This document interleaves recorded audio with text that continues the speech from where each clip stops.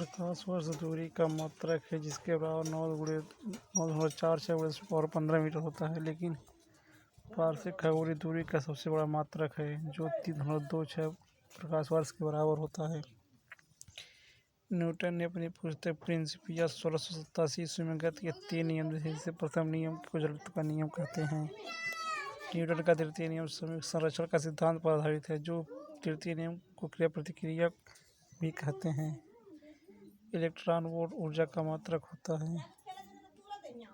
एक अशोषक बराबर 746 वाट होता है, जबकि 1 जूल बराबर 10⁻7 अर्ग होता है।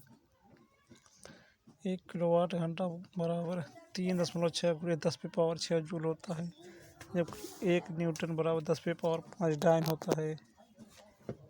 डायनमो यांत्रिक ऊर्जा को विद्युत ऊर्जा में बदलता है, जबकि माइक्रोफोन ध्वनि ऊर्जा को विद्युत ऊर्जा में बदलता है।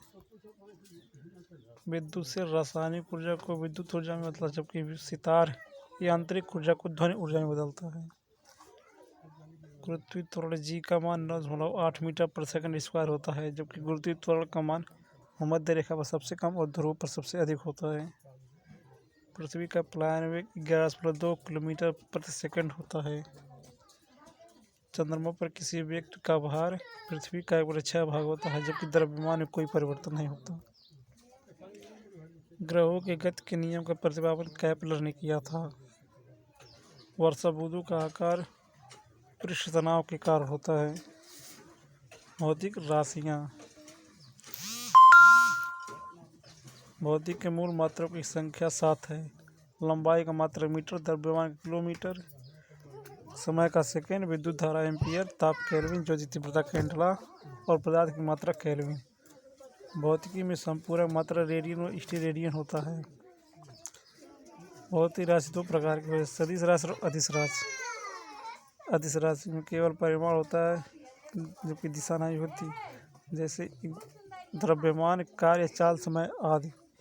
सदिश राशि में परिमाण और दिशा दोनों होती है, जैसे बल, संवेग, वेग, त्वरण, विस्थापन, चुंबकीय आदि। पेड़ या पौधों के शाखाओं में जल का आवश्यक लवण कृषिकत्व के कारण होता है, जिसे जाइलम या फ्लोएम कहते हैं। ध्वनि तरंगें यांत्रिक ऊर्जा को या अनुदैर्ध्य तरंगें होती है, जबकि गामा एक्स किरणें व पराबैंगनी किरणें विद्युत चुम्बकीय तरंगें होती है। गामा किरणें की खोज हेनरी becquerel ने की थी, जिनकी विभेदन क्षमता अधिक होती है। पराबैंगनी किरणों की खोज रिक्टर ने की, जिसका उपयोग बैक्टीरिया को नष्ट करने में होता है। मनुष्य के कान का 20 हर्ट्ज से 20,000 हर्ट्ज तक ध्वनि सुन सकता है, जबकि 20,000 हर्ट्ज की आवृत्ति कम की तरंगों को इंफ्रारेड तरंग कहते हैं। 20,000 हर्ट्ज की अधिक आवृत्ति की तरंगों को पराश्रव्य या अल्ट्रासोनिक तरंग कहते हैं, जिसे कुत्ता और बिल्ली सुन सकते हैं। वायु में ध्वनि की चाल 332 मीटर प्रति सेकंड है, जबकि ध्रुवाधिक एल्युमिनियम में 6,420 मीटर प्रति सेकंड है। उसके बाद क्रम से कांच और लोहा है। ऊष्मा का SI मात्रक जूल है, जबकि सीजियस मात्रक कैलोरी है। 1 कैलोरी बराबर 4.18 जूल, जबकि 1 ब्रिटिश थर्मल यूनिट बराबर 252 कैलोरी होता है। पानी 0 डिग्री सेल्सियस या 32 फ़ारेनहाइट पर जमता है, जबकि मानव शरीर का सामान्यतः 37 डिग्री सेल्सियस या 98.6 फ़ारेनहाइट होता है। जल की विशिष्ट ऊष्मा 1 कैलोरी प्रति ग्राम सेल्सियस होती है। उबलते जल की अपेक्षित भाप से जलने पर अधिक कष्ट होता है, क्योंकि भाप की गुप्त ऊष्मा अधिक होती है। अपेक्षित आर्द्रता का माप हाइग्रोमीटर से मापते हैं। ऊर्जा गतिकी का प्रथम नियम ऊर्जा संरक्षण सिद्धांत पर कार्य करता है, जबकि दूसरा नियम ऊष्मा प्रवाहित होने की दिशा करता है। प्रकाश संबंधी क्रियाएं। रात्रि में तारों का टिमटिमाना अपवर्तन के कारण होता है, और सूर्योदय से पहले सूर्य का दिखना और पानी में भरे बर्तन में सिक्के का उठा हुआ प्रतिबिंब अपवर्तन के कारण कहलाता है।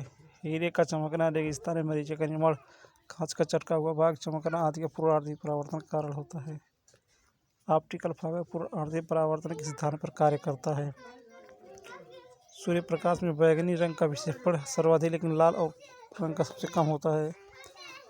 बैंगनी रंग का तरंगदैर्ध्य सबसे कम, जबकि लाल रंग का तरंगदैर्ध्य सबसे अधिक होता है।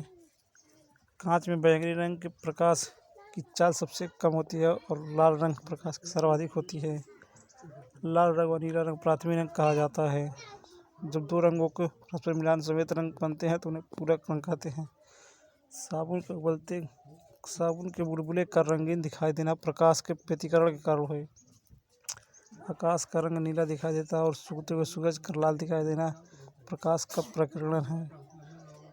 प्रकाश की चाल निर्वात में 3×10⁻8 मीटर प्रति सेकंड हो, जबकि पानी में 2.25×10⁸ मीटर प्रति सेकंड होता है। प्रकाश के वेग की खोज रोमर ने की थी।